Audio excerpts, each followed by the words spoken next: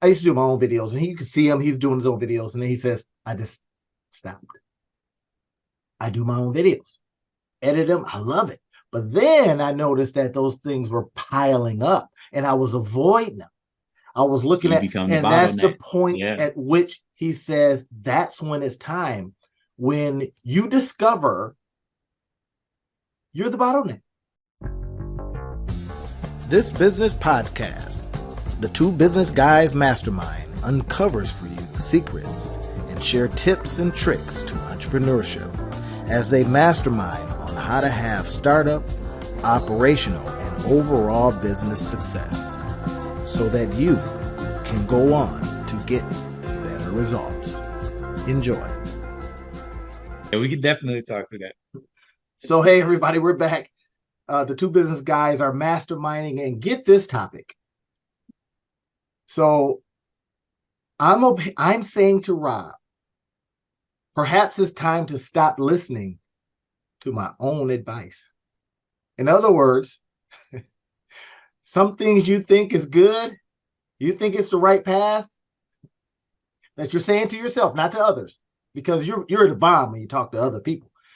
Mm-hmm. Rob said something. He came back with something that was so interesting, and recreate that for us, Rob, for today's episode. Yeah. Now, and I'll preface it with, I too have struggled with this very question of how come I'm so good at giving everybody else advice, but I'm not great at giving myself advice. And what I realized was, right, when you look at all of the great sports athletes, right, you take Michael Jordan, LeBron James, if you look at Tiger Woods from golf, if you look at baseball, right, Tony Gwynn had a hitting coach, like all of the different things. If you take the greatest at any sport, they have coaches, they have trainers, they have people that are there to help them be better. And it's not because they're not intelligent. It's not because they're not capable. It's not because they don't understand the game.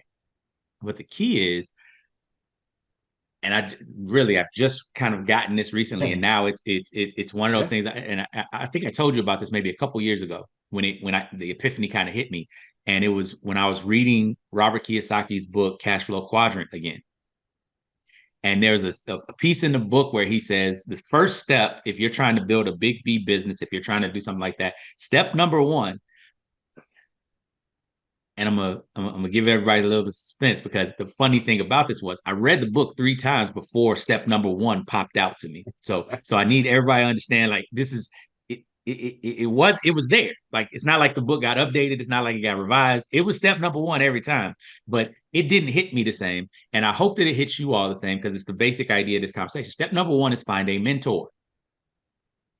And I went doing all types of other stuff, all types of other things, did not pay attention to step number 1 for probably 10 years after I first read this book.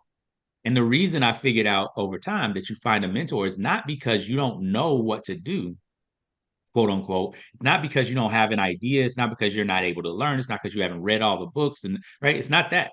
The reason you find a mentor is because they give you perspective that you can't get on your own. That's it. Perspective. Perspective. Right? It's the same reason why we have a mirror when we get dressed, right?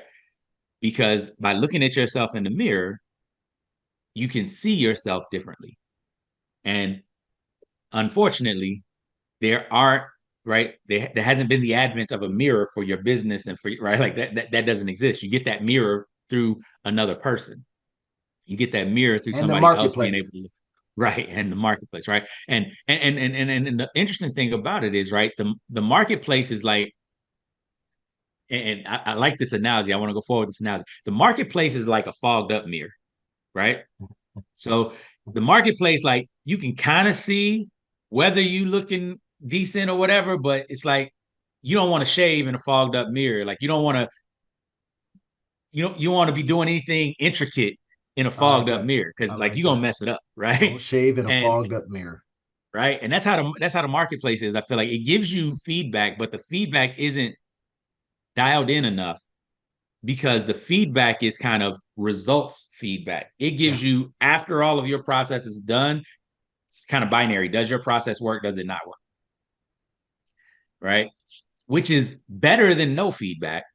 But the question is, what part of your process is messed up? It's not That's is the it. result hitting or is the result not hitting, right? After Yeah. you figure out that your process isn't working, the key is how do you fix it? How do you shift it? And for a lot of us in the business world, right, as entrepreneurs, and again, me and Randy were just talking about this book by Dan Martell, Buy Back Your Time. Um, I think that one of the things that's so beneficial with having mentors and having coaches is that they can give you perspective that is within scope. They can give you perspective that is actually germane or targeted to what you need. Because there's a whole bunch of Mm-hmm. people that will give you advice. There's a Mm-hmm. difference between advice and perspective. I went and got the And book too. And yeah, I'm yeah, already making notes, everybody. Can y'all see that? Buy yeah. back your time. And go ahead, Rob. I'm Yeah, no, into no, it pretty good. and I mean, Taking notes. just in general, I think that's the big thing. Perspective is so important because what they allow for is for you to miss all of the stuff. So I'll tell it this way, right? Um, so many of you all know if you've been following the show for a while, you know that I'm a former Marine, and that one of the things that I did during my time in the Marine Corps is I ran the Marine Corps Marathon.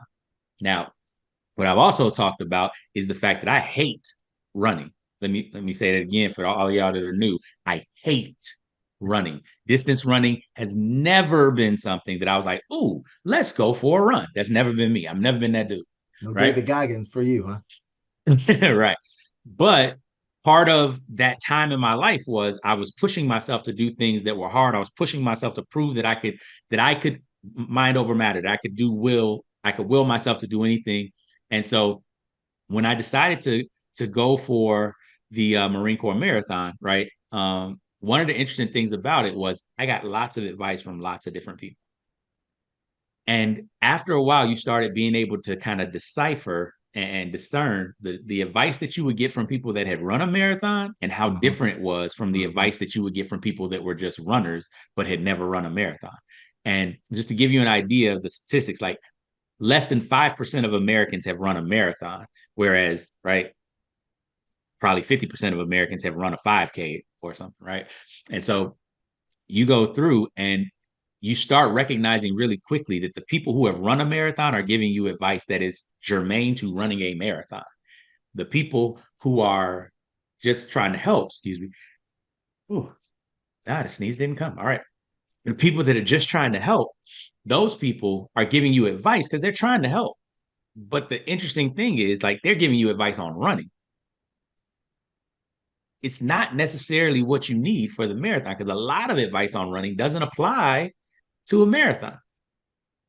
A lot of advice on running is actually the exact opposite of what you want to do for a marathon. Because the interesting thing about a marathon is it's not about your physical ability. Hmm.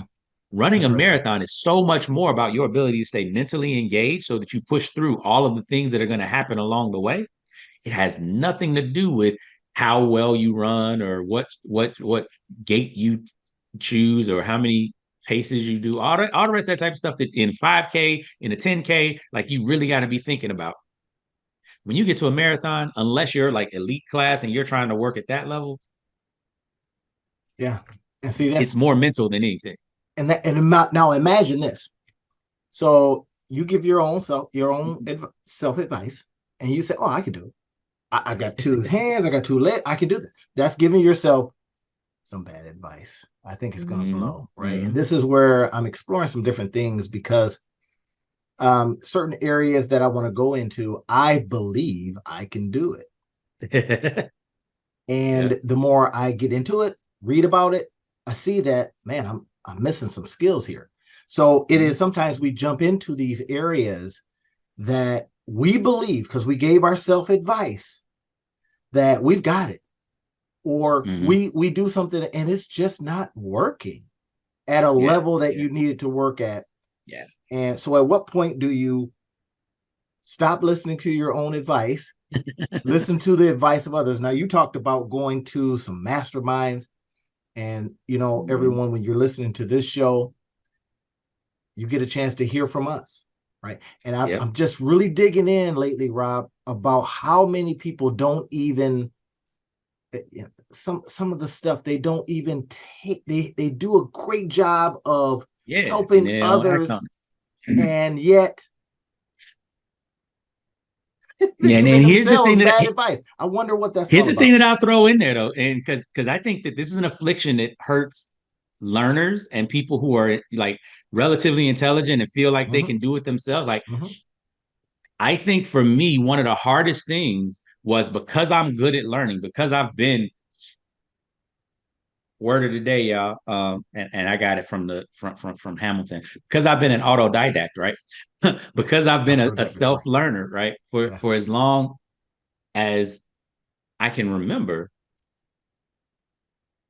I'm used to teaching myself or going and not really teaching myself, going and finding the books, finding Yep. the videos, finding whatever, and learning Yep. faster than I would learn in traditional classrooms that are designed for group learning. Here's the interesting thing about it though. Yes, you can probably learn faster on your own than you learn in a group, but that pales in comparison to how quickly you can learn from a teacher that's focused on you. Mm. And that's the thing Preach where it. I was like, oh, I never even, right? Like Tiger Woods doesn't go to group golf lessons, right? He has a coach that comes in and looks at his swing and works with him individually to improve his results. And I was like, oh, and there That's comes a interesting. point, yeah, right? There comes a point where, and I'll be perfectly honest, like I was averse to the fees and the expense of having a personal coach, a personal trainer, all those types of things. And what I realized was my poverty mindset from before, right? I grew up, my mother, I still love now my mother, I love like this is no knock on my mom, but the way that she used to talk was always, why would I spend Yeah. $200 on a pair of shoes when I could get 5 pairs of shoes at From Walmart Payless or or Kmart or whatever. Payless or wherever for that same $200? Like that was the Yeah. mentality that I grew up with my mother, and it was one of those things where that is something that I'm still kind of working out, like to really realize the value of things, to see the value. I remember I used to have almost this disdain for people that bought luxury things, not because they were like the rich and bad, none of that type of stuff, but just Waste. like that's stupid. What could Waste. be that valuable? Yeah. That was always my mindset, and Yeah. I've gotten to the point where I'm actually on this learning journey of being like, what what could make it valuable enough that I would be willing to pay $10,000 for an experience? What could make it valuable enough that I would be willing to pay $100,000 for something? Like really reshaping my mind and reframing how I think about these things so that I can see it. Because what I realized was I was blind to an entire level of experience Mm-hmm. in Mm-hmm. life that other Mm-hmm. people were getting to experience. Right. And in that, I think that's where a lot of people, especially entrepreneurs who are trying to Mm-hmm. bootstrap and all the rest of that, come into it. It's like when you don't have a frame of reference for spending that type of money, for having that type of money, Mm-hmm. right? Like I Mm-hmm. still remember when I got my first $10,000 check as an entrepreneur, it was literally life changing. I had never Wow. earned that much money at one time for something that I had created or I had done, right? I had earned checks, I had done stuff. I had people pay for stuff, but it was, $1,000, $2,000, $3,000, never $10,000. And I remember I had the check in my hand. I was like, this is crazy. That reminds me of something. Go ahead. It to what you just said. Bootstrap and skill stack until. So if y'all listening to this, listen. Bootstrap and skill stack until. Now, Mm-hmm. bad advice to myself is I can still do my own videos. And then again, been reading a lot, been thinking about, just basically outsourcing as much as I possibly can, getting some OFSs, some Philippine workers, all kind of different things, right? So it is, I'm at that point where I'm going, bro, it's time. If you got the money, what's going on? And it's that, oh, you can still do it. And I was listening to Ali Abdal the other day, And he's got like he said it. He says, "Look, I used to do my own videos. This is Ali, right? Sorry, Ali, if I'm paraphrasing bad. I used to do my own videos, and you can see him. He's doing his own videos, and then he says, I just stopped. I do my own videos, edit them. I love it. But then I noticed that those things were piling up, and I was avoiding them. I was looking You at, become the and that's the bottleneck. point Yeah. at which he says that's when it's time. When you discover you're the bottleneck, or you can't do them that well, or things have changed so much in the editing part of it. Do you really want to spend 20 hours doing that, or should you pay it to get done?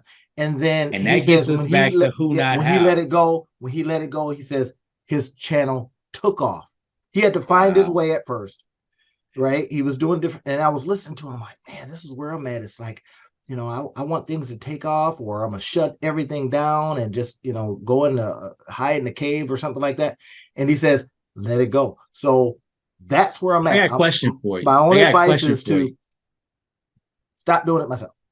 Go ahead. Yeah, I got a question for you though, because like as we're talking about this, I was thinking back to I have had the bad experience also of trying to go learn the better way too early, right? Trying to be Ooh, too smart, right? learn the better And so way too early. I wonder for you, how do you discern when is that time when you stop bootstrapping, when you stop doing it yourself? How do you know when it's time to get a mentor, when it's time to get a coach, when it's when the returns of you just investing your time and your sweat equity are you're getting diminishing returns? Like how do you figure that out? That's one of the big questions that has me on this journey. It has me going, look, you know how to do this thing. You do it, but it's only getting you a certain result. You stack the skill so you can do it. So now it's time to, in my opinion, direct it, because you know what it takes, and you know the Yeah, time it takes, and you know that the part. opportunity cost it's taking to do it. Here you spend all That's that something. time Yeah. learning it, and then you go, that's a lot of work, and it's going to take But a lot that's of the funny time. thing. That's the funny thing, though, because what you just said, and I don't know if I want to make sure that we highlight it, right?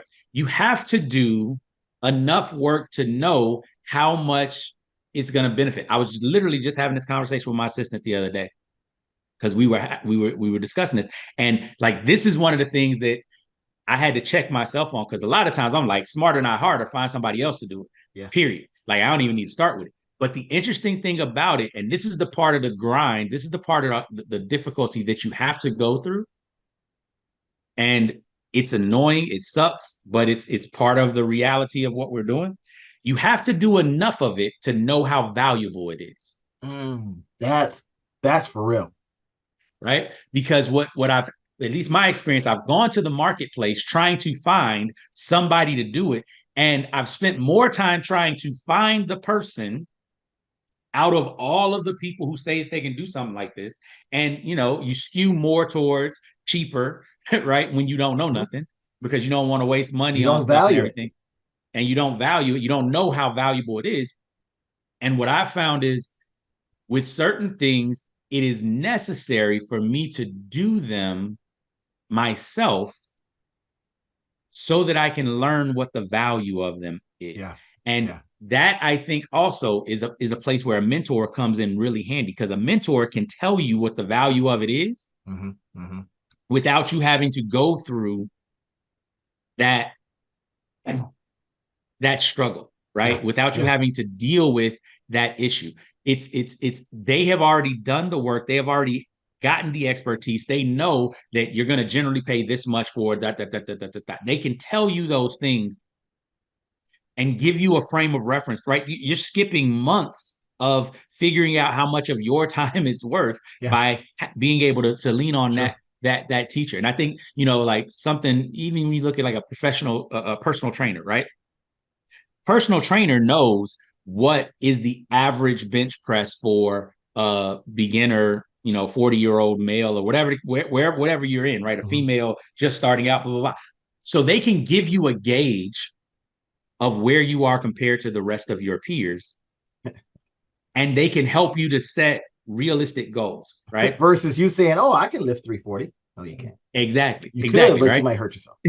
Right. And it's and even and whether you can or whether you can't, starting there is not reasonable unless you already have demonstrated it. Because there's only 1% of people who are lifting that can lift 350. And it's okay if you stay in the top 10% for a little while before you go to the top 1%. And I've been thinking about that a lot. Like, right, we've been talking about this with regard to, we've coached hundreds of entrepreneurs who are just starting their businesses out. And the stuff that we do, the stuff that I know that I work with when I'm working with beginning entrepreneurs is vastly different from the stuff that I'm dealing with when I'm working with entrepreneurs that are doing 7 figures, 8 figures, 10 figures, 9 figures in their businesses, right? And it's an important distinction to make, because when people are at a certain level in business, there's certain things they need to be considering. Because what we know is only 30% of businesses, small businesses, make it to the point where they're making more than $100,000 in revenue. Only 10% of small businesses make it to the point where they're making $1 million in revenue, right? Only 25% of businesses make it to the point where they're making over $250,000 in revenue. Like, there's different tiers. And I remember this was one of the things that I struggled with a lot when I was building my business initially, because I wasn't able to look back and Dan Sullivan and Ben Hardy call it the gap in the game, right? I was not able to look and see how well we were doing in business because I was focused just on where I wanted to be. I didn't realize that I had like started and then moved into a different class in a relatively short period of time. And I was still doing things like I was in this other group. Yeah. And that And I speaks was to still why you operating. have that coach. And this is another thing to your question earlier. One of the things that if the activity that you just spent a whole bunch of time learning and you got the skill now, if it's, you got to determine if it's an 80 or a 20. This is, for me, is where I'm at, is where I'm looking at the skill and I'm going, yeah, but I now know how to do it, the editing of the videos, let's say, but it's not the driver of revenue in the business, right? It's a 80, not a 20, right? And you know the Pareto principle, right? 20% of the things you do are going to bring in 80% of the results. That tells you a story. And I had been listening to Dr. Hardy too, right? And he says, get rid of the 80. I've been doing posts about it. I've been like, look, 20% of what you do is driving 80% of the results. And I says, review what you're doing and get rid of the 80. That's what I'm doing now. That's what you all entrepreneurs looking at the skills that you may have acquired, the stuff that you're doing. And I just took an area and said, I'm literally going through what's an 80? What's an 80? Now, right? What's now, one of the things I think that happens when entrepreneurs try to do this, and here's a landmine, here's a pothole to watch out for. What a lot of people do is they think that you get rid of the 80. And the key thing that I think, that I've been taking away from 10x is easier than 2x and the study that we're doing there is, it's not that you get rid of the 80, because the 80 is still necessary for your business, right? It's still part of what is going on. It's not waste. It's not unnecessary work. It's just work that you don't need to be doing. Correct. And that's why I love Buy Back Your Time, because what Dan Martell talks about in that book is basically, it is imperative as an entrepreneur that you think about everything from the mindset of not how do I stop doing stuff? How do I stop doing stuff? But my business will still do it. I just need to get somebody else to be doing it. You're buying back your time. He says every investment you make in your business should be to buy back time. That's it. He says, not growth. This was game changing for me. When I read that, I literally almost put the book down because I had got what I needed. I literally, and I got it from the library. right? I was kind of like, let me check it out first. And, our library had it. And I thought, man, let me check this out, right? Because I don't like super long, too dense of books and all that kind of stuff, right? But as soon as I read that, the key is not to build growth, it's to buy time back. Well, of course, the book is wrapped in that whole concept. And I was like, Mm-hmm. yes, I've been Yep. living my life that way, doing things that leverage me in a way that buys my time back. So, Mm-hmm. one piece of advice I gave myself was go out there and do stuff that takes up your time. Bad Right. advice. Bad advice to Right. self. Exactly. Exactly. And what was funny was I was doing like I too was doing this, right? I was trying to get my time back, but the way that I was getting my time back was by eliminating things. Mm. And Key things, key therefore, drivers in the business. and key drivers or micro drivers, because for the Pareto principle is not that you don't do the other 80%. The other 80% is still driving 20% of your revenue. It's not as if it's completely waste, right? Mm-hmm. It's just less efficient than the 20, right? Mm.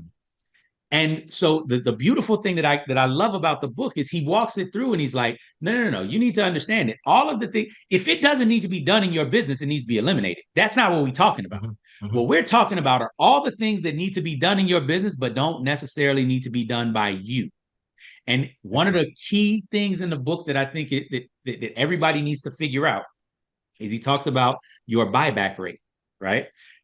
And that is the rate at which you can pay somebody else to do things in your business instead of you doing them. Now, some of you all, that buyback rate might be $2 to $10 an hour because you're not making a lot of money in your business.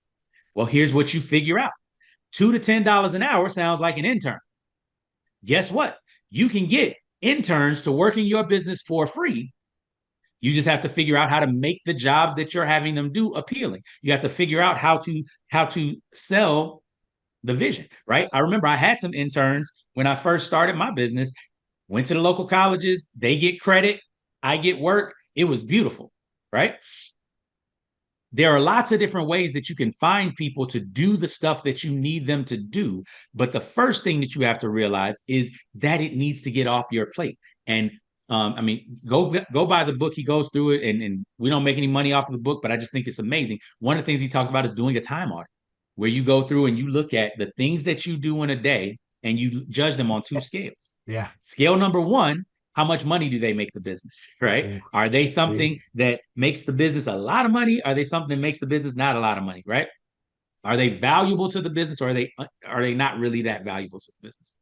Then the second thing, though, and this is the thing I think is a game changer, is he talks about it's imperative that you judge how it affects your energy.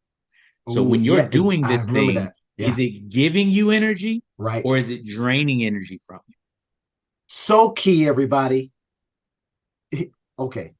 Gold nugget on the floor. And this is what I do when I'm talking to my entrepreneurs, right? In class, I'll go, I just dropped some gold nugget. Or if someone says something, I'll say, gold nuggets on the floor. Why do I not see your satchels? Pick it up. Don't just look at it and go, hey, there's gold on the floor. Right. And I used to do this one activity where I would go, who wants 50 bucks? I literally hold it up. Right. It used to be like $10 and then it had to get, then it was 20. Then it was people, Inflation. even kids were like, no, when I would teach the kids and stuff like they were like, dude, $20. I would say, who wants 50 bucks? You know what would happen? Hands would go up. Mm-hmm. Right. And then I would say, who wants 50 bucks?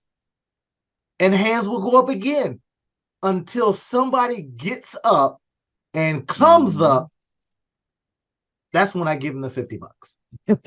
Because Exactly. that tells me that they want to go and make it happen. So Get when it. we think Right. about what is the activity, right? I've been putting these pieces of information out on social media, and people have been like, man, I'd love to take this refresher course. Well, that tells me a story, right? That's a pre-validation stage. I'd love to take the Mm-hmm. refresher course. And one of the things I put out yesterday was about this 80-20. Should you be doing Mm-hmm. this activity? Right. And I just took a snip from somewhere I read and sent it out. And people were raising their hands like, oh, I would love to know what to do. So of course I'm creating a course on that, Mhm. on income and revenue generating activities. That's it.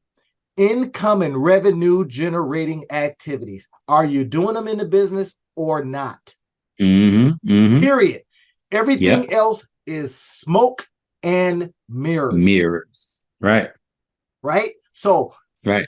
bad advice to self. Oh, I Hmm. really need to be working on that logo. No, you don't. Oh, I Exactly. really need to be working. No, you don't. That's the key. That part right there. And I think that's where so many people, and that going back to the question of like, when do you know? I think that's the part that so many entrepreneurs, especially beginning entrepreneurs, struggle with. It's when should I be working on it or when should we be working on it? And this is where I think one of the most helpful things you can do as an entrepreneur is separate you from the business and start to Separate. understand that you are a member of the business who is wearing lots of hats. You are not the business. I'm writing that down. Separate you from the business. Right. And so a lot of times, and I started kind of training entrepreneurs on this when we were when I was trying to help them understand their numbers, because a lot of entrepreneurs struggle with how to pay themselves, right? Mm-hmm. And Mm-hmm. one of the things that I try to help them to look at is, especially when you're trying to figure out, is your business profitable? You have to look at all of the hats that you wear in your business, right? When you're Yes, the chief we've marketer talked and the about that chief before. salesperson Mm-hmm. and the chief delivery person, right? When you have, and the accountant and the executive assistant, when you have all of these hats on, one of the things that you struggle with is you're only thinking about what I want to get paid. You're not thinking about what I want to get paid for each of those roles. And so your business looks like it's making a lot more money than it is because you're making enough money to pay yourself to do all of those roles. But if you actually looked at how much you're making per hour, you're getting paid $5, $10 an hour. You're making less than minimum Correct. wage. That's when you start to know you're onto Right. it. And the reason why that's so problematic for a lot of business owners is Mm. because what you don't realize is you're running a business that has not set itself up such that you can hire other people, because it only makes enough money that you would be willing to work for. No one else would be willing to work at that business. And Rob, you're onto something. I think as we go through this, one of the things that you have to start doing is you have to look at all the hats that you have on. And this is where the buyback rate, I think, is so important, right? When you say buyback rate, It's that's from the book, And right? the buyback rate, again, this is the Dan Martell's buyback rate. So what he does is he says you need to look at how much money your business pays you. So how much money in profitability and salary, right? Basically everything above cost. How much money does your business make in a year? And basically the way that you calculate your buyback rate is you figure out, right? You figure out how much you make per hour, which is your business, whatever your salary. Let's say your business is making $50,000 a year right now. And of that, you're getting $30,000 a year. So you're getting roughly around 2,000, $2,500 a month, right? Mm-hmm. What you then have to do is you divide that by 2,000 hours, because that's roughly what a full year is. So if you're making $30,000 a year divided by 2,000 hours, you're making about $15 an hour working in your business, right? You just tapped into something that we can go into for real. Now, I'm going to pause him there because we could go on to a whole different direction. But get this, you said something key, and it made me think, what is your business costing you? Mm. Imagine exploring that. What is your Mm-hmm. business costing you? And then bringing in that piece of information. Right. Right now, earlier we talked about opportunity costs. Now, when I was going through school, everybody, it was the thing. When I learned this principle, I almost quit college. I told you this. Have I told you this story? uh, I almost quit college because in the midst of learning this, and I think it was Econ 1 and 2. They talk a little bit about the Econ 1, mm, then the Econ 2. yep. Yep. And it was like, what am I doing here? And the next time the professor said to me, I need you to write a 30-page paper. I kid you not, y'all. I said, who's going to pay me for that? Y'all heard me say this. If you've been listening to if you listen to all that we talk about, right? If you listen to the whole podcasts, then you've heard me say this at a time or two. Opportunity cost. So when we think about that, what is your business costing you? I just see that we could probably create a whole lane and going out I may even try it, may test it. What is your business costing you? And it's such an important consideration because, right, so many people look at things in a vacuum. I deal with this even with a lot of my business. I coach executives and middle managers in organizations. And one of the big things that we do, like in our program in the Legacy Leadership Lab, one of the things that we're trying to train executives on how to do is how to understand how to create and articulate the opportunity cost of different decisions. Because a lot of times people will come in and they'll say, hey, I have a great idea. That's nice. Having a great idea, great. Just like everybody else that has a great idea. The distinction between the people who have great ideas and the people who get people to actually act on their ideas is that you not only are able to articulate what the benefit of your idea is, you're able to articulate the benefit of your idea as a better alternative than all the other ideas that are also there at the same time. If your idea is just one of, then it doesn't make anybody act. It means that they have to discern between the other ideas and decide which one to do. But if you can present both, here's my idea and why it's amazing, and oh, by the way, here's why it's better than all these other ideas. Here's the cost that you'll incur for doing these other ideas, whereas my idea doesn't have that cost, right? Then you can move people to action. And that works too with when you got people that think that there's no cost, right? So for example, some people think that just not making a decision is better. If you can show them what the cost of not making a decision is, this is what Randy was talking about, right? You all may have heard this statement before, and I think it's hilarious, right? C's get degrees. Messing with C people. I was a C student for a long time. Right. Now, and now I went through, and I think I told you all this. Like I went through all of the kind of things. I was smart, so I didn't think that grades and all the rest of that stuff mattered. I graduated high school. I think I had a 2.98 GPA. I graduated college. I think I had a 2.4 GPA. Right now, I've still gone and I got a master's degree and I graduated from one of the top 30 law schools in the country and graduated with honors. But that was because I needed to prove for me that I could get good grades. That was a personal ego thing that I was like, I've always been walking around like I'm smart, but my transcripts don't really reflect that I'm smart. So I had to go do that for myself. But the interesting thing about it is, if you look, especially in the entrepreneurship world, most successful entrepreneurs were not great students. And a lot of that has to do with an understanding of this isn't worth my time, right? There's so many people that go to college and get degrees that are not worth the time and the money that they put into getting that degree. I had to prove some stuff, some internal things. But the opportunity cost, again, I almost quit college and I think I was in my master's program at that point. And I was like, I got real arrogant because I was like, OMG. Now what I do is I teach people when they're getting ready to go to college how to leverage it. Every single class, you'll see some of the courses that I have on that stuff. But here's something else, right? And this one right here, man, is everything. And I heard this a long time ago, maybe 4 or 5 years ago, and I heard it again recently. I was like, ooh. So the guy says, how much? He put a number up on the board. He says 100,000, 1 million, whatever. He says, are you making that a year? You know where I'm going with this. Are you making that a year? He says, no. How much are you making? Well, you're making, 30 grand. Okay, so let's say 30 grand in your business.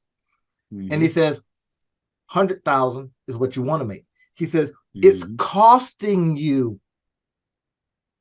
get this, everybody, it's costing you $70,000 not knowing how to make 100. Yep. That was it. So that's kind of what got me on this. I need to review everything I'm doing because I got a really big goal for 2023, 2024, 2025. I've got big, big goals. And I says, why am I not there? And I've been messing with Rob Yes. too. I've been like, hey man, you know what? I've Yep. been messing with my friends like, hey, why aren't you? Because there's a cost of not knowing That part. whether or not whatever it is you're doing is not working for you. In other words, giving That yourself that part. bad advice. So I should Mm-hmm. still be doing it. And not, I literally told a guy, I said recently, I said, listen, here's my goal. And I want to leverage out as much of the stuff that I'm doing now to get to it. And he says, Mm-hmm. yes, that. Exactly. Right. I think that that point that you just made is so important. And it goes back to, right, changing the paradigm of why am I willing to pay X? Why am I willing to pay Y? Mentorship and coaching and all the rest of that for me now is so important because of that reality. The fact that we want to be at a certain level in our business and that me not knowing how to do that is like I'm the bottleneck. It's not that I don't have a team that's willing to work. It's not that I don't have people around me, but I'm the bottleneck. And so I've been on this I've really been on this kick for my business, even to remove myself as the bottleneck for what people can do that is amazing. Right. And part of that is my team can only grow as fast as I can understand how we need to grow because I'm directing a lot of the stuff Yeah. that we're doing. And so Yeah. I'm intentionally, like, we were just having this conversation because we're moving my executive assistant up to being our chief of staff, and we're hiring another assistant, and we're bringing everybody on because we're really moving me out of the day-to-day operations of the Yeah. organization Yeah. And making so it that an I can be infrastructure. focused on the stuff over here, because Yeah. my team now knows enough about what we need to do day to day, week to week, that I don't need to be answering those questions, but I have to set them up to be able to go and do that. And I was the bottleneck. And that was one of the things we were realizing, because every year we do an 80-20 analysis. What's the 80% of stuff that you want, that you don't really like? What's the 20% of stuff Yeah. that you like? All the rest of that. So we're in that now. And the one thing that I figured out was my 80% that I don't like. We did if you've ever, for those of you all that haven't read this book yet, it's Six Types of Working Genius by Patrick Lencioni. Phenomenal book. It's got a nice little assessment as well. We went and did that with our team. One of the things that we figured out was I'm not the tenacious person. I'm not the person who likes to focus on things until they get done and check boxes and all the rest of that. Now I can, right? And it's interesting because a Nor lot of am people, I, if you, sir. right. And it's, what's funny is a lot of people from the outside looking in would think that I'm that person.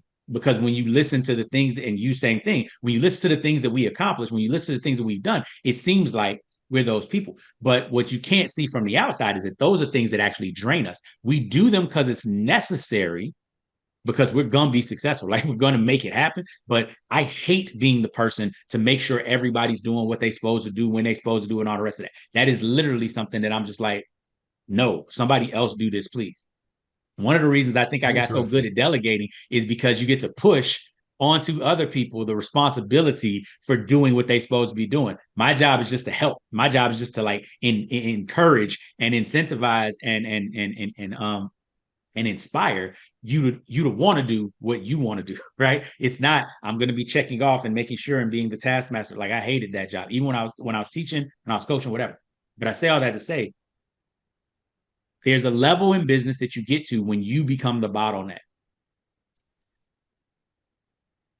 If I could go back and tell 5 years ago, Rob, something, that something would be, do everything that you're doing in this business to first figure out what works, Yeah. figure out what makes you money consistently, Here's the lesson, y'all. right? And then second, figure out how to buy back your time in doing that thing. And then wash, rinse, and repeat. Yeah. I wonder, and I think about this from my own perspective. And I was really kind of reflecting on the life I've led, right? And I remember I worked in a factory. right? I made a lot of money doing that. I drove a forklift. I was a supervisor of shipping and receiving. This is all stuff that you do. Mm-hmm. You do. You drive that forklift.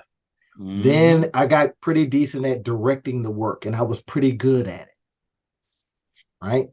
But Yep. then there's something tactile about doing the work. I actually liked doing the work. I actually would sometimes, you can go take a break and I'll go and load that truck. Yep.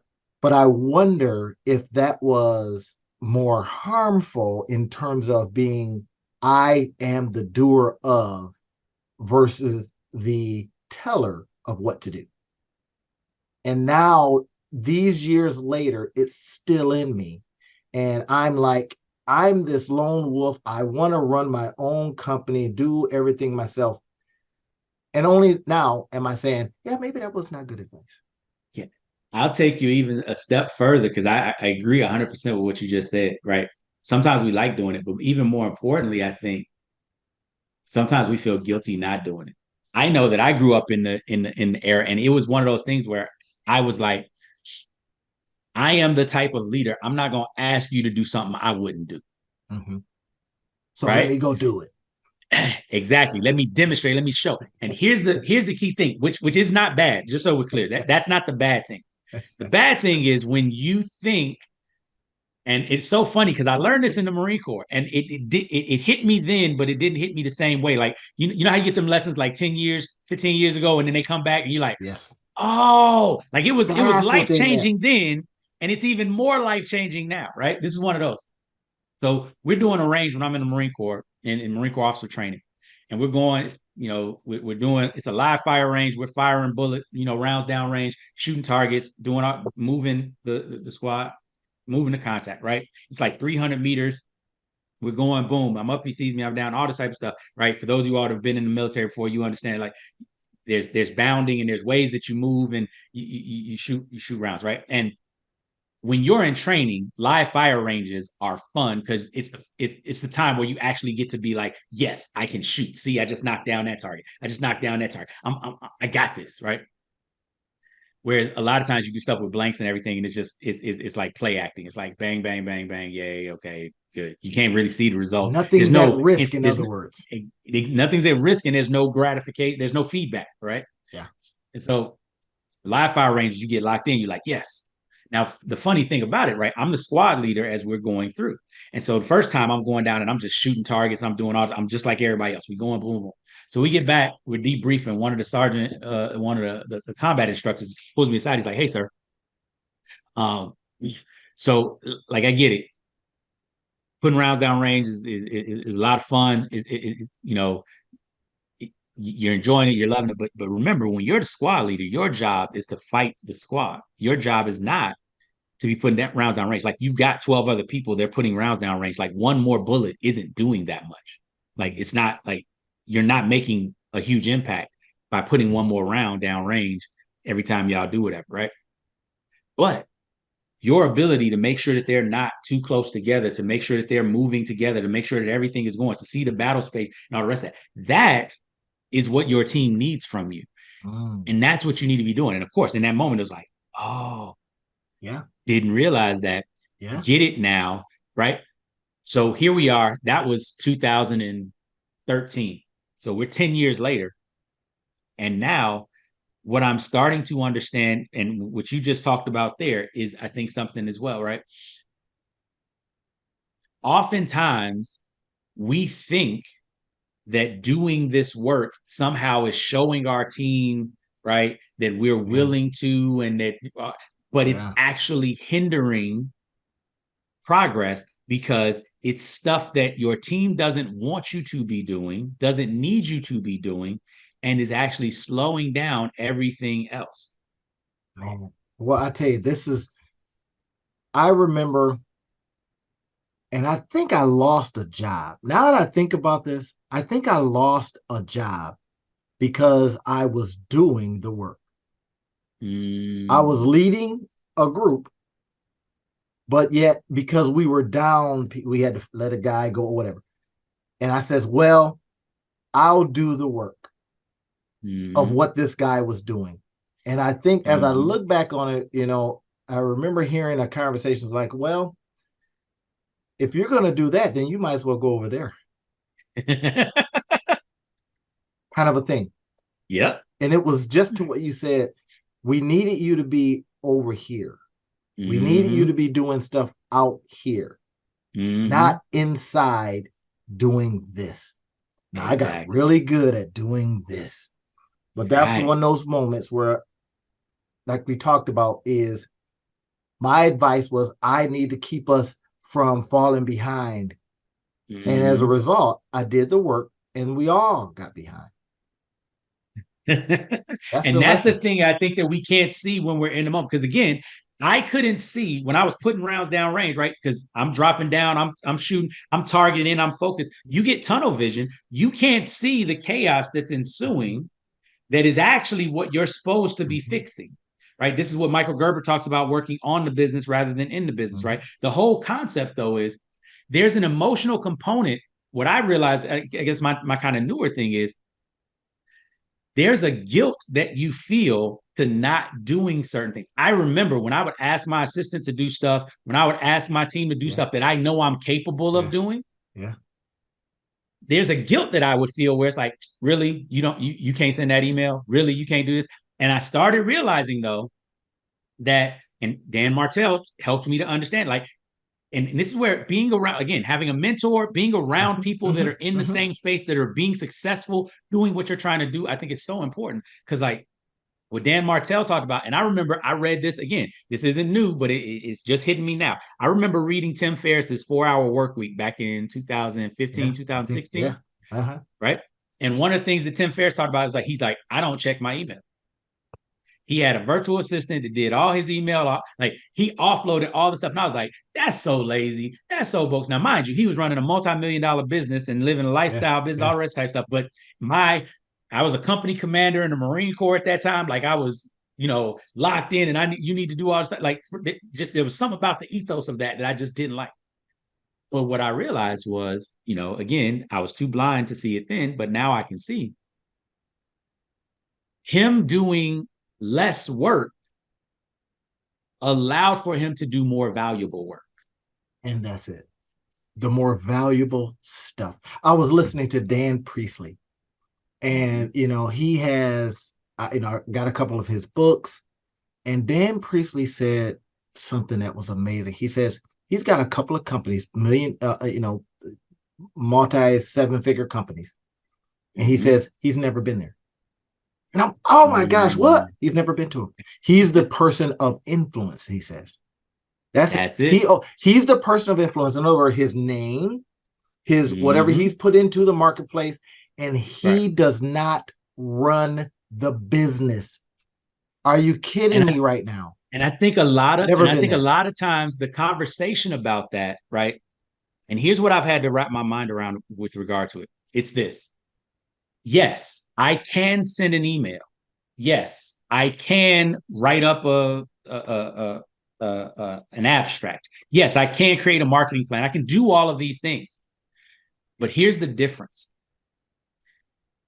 There's nobody else on my team right now that can go get us a 5-figure contract. There's nobody else on my team right now that can build a relationship to get us a 6-figure contract, to get us a multiple 6-figure contract. And so when I'm doing those things that my team is capable of doing, I'm leaving us all without somebody doing these things. You talked about revenue generating activities, right? Profit generating activities. And here's the rub of it. And for those of you all with your business, the same thing. You doing those things is what allows them to do the things that they love to do and get paid for Mm, it. that's it, everybody. That's it. Do those things. Now, why we call it a mastermind is because we're masterminding on things that we see in businesses, but we also mastermind in what we see in ourselves. It's helped Mm-hmm. us grow. It's helped us Mm-hmm. rethink. It's helped us Mm-hmm. push forward. So we hope that what we've talked about today does that for you. And that's it for everybody. I'm telling you, I'm feeling good today because of what we talked about. So thank you for that, my brother. Yeah, you as well. That was, I mean, the stuff that you brought out, and I think y'all, as you all watch this, go back, rewatch, listen, pay attention, especially to the questions that prompt things, because I think a lot of that'll help you as we go forward to know how to apply it to your life, right? It's not just good enough that you hear, but this you apply, right? That's something I think I want to leave everybody with an admonition of today. Apply what you've heard, go make a change and make it work. And let us know in the comments how that worked out for you. That's wonderful. It's awesome.